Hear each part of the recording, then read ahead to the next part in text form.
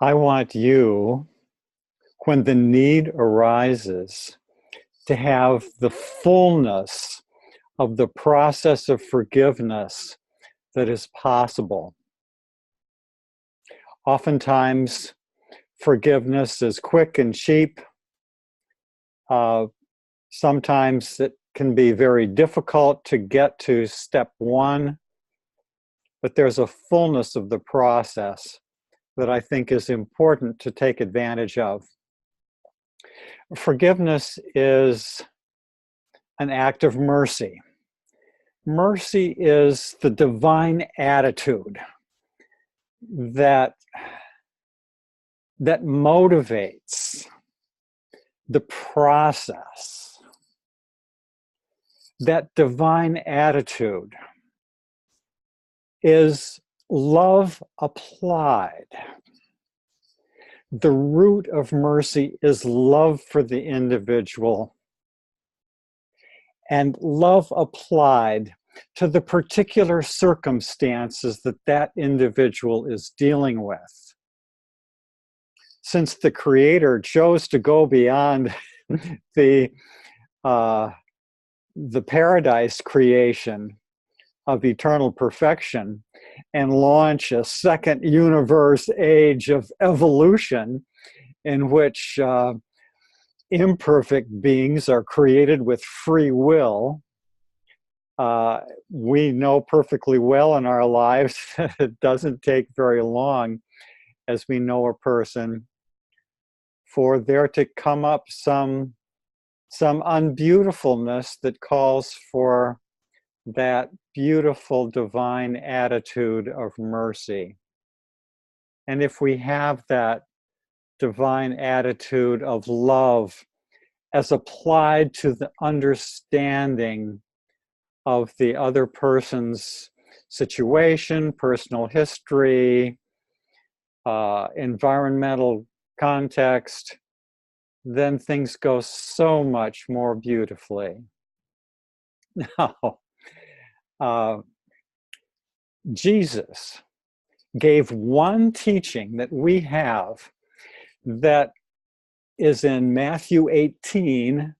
It talks about a mercy process or a forgiveness process. It starts out, if your brother sins against you, go to him one-to-one and have the conversation. Have what is sometimes called carefrontation, not angry, hostile confrontation in that sense. There are better modes of confrontation, and sometimes they're called carefrontation. What's the motive of all this? The motive is given in the parable that precedes this procedure. And the parable is about the lost sheep. Wanders away from the flock, gets lost, and the good shepherd goes out seeking after this lost sheep. And when that lost sheep is found, good shepherd puts that lost sheep on the shoulder and calls to neighbors and friends, rejoice with me, for the sheep that was lost is found. And there is so much joy in the presence of the angels when such a one who was lost is found. To be found here means restored to the circuits of loving community in the family of God. That's what this process is all about. Part of it, yes, part of it is letting go of one's own hurt and toxic anger and desire for vengeance. And it can take so much inner work. And there's such a great relief when we manage to let go after a horrible, horrible episode. of those toxic emotions. And often that's what forgiveness means to people. And the liberation from one's own toxic reactiveness is truly something to celebrate.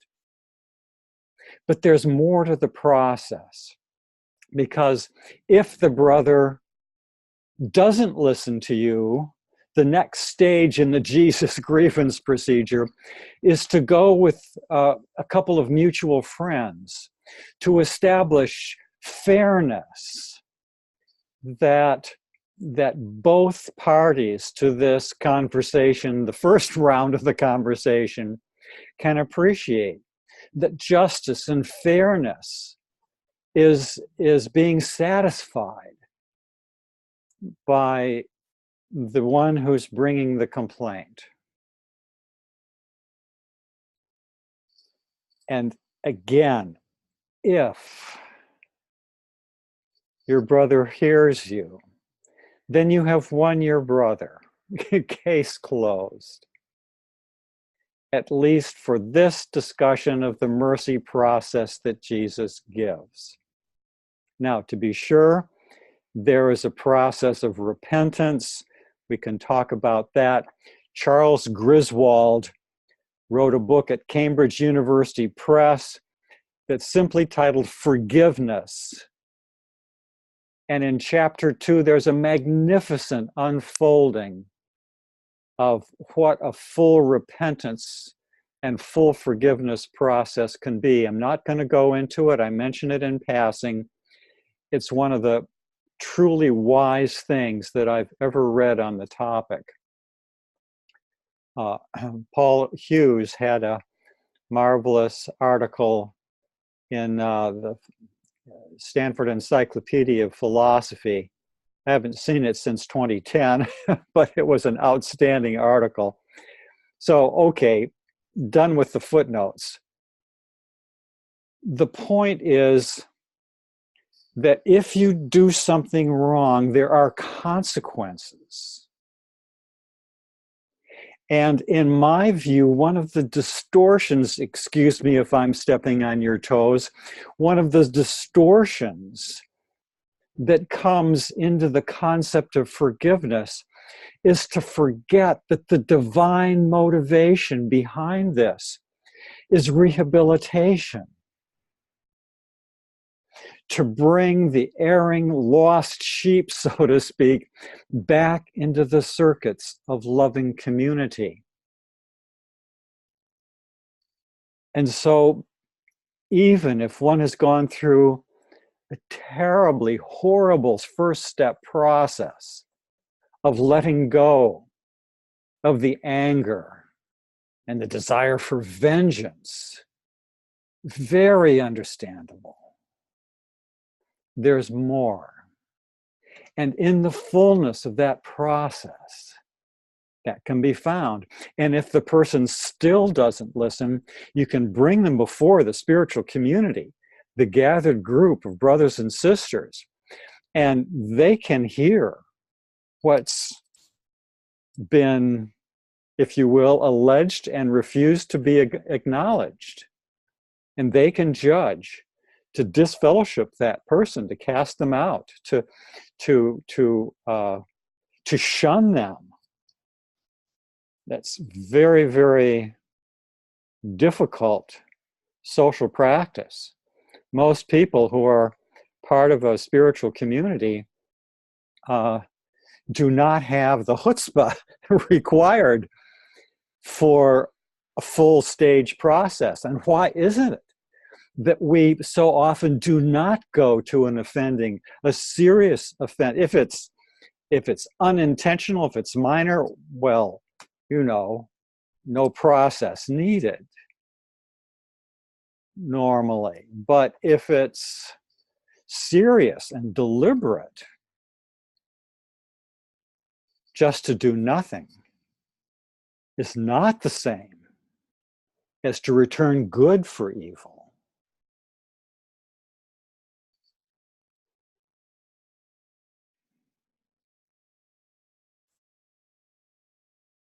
And if you are the one who has done harm, as we all have, neither is it enough to simply say, forgive yourself. Okay, I forgive myself. Of course, there can be a process to that. That can be challenging.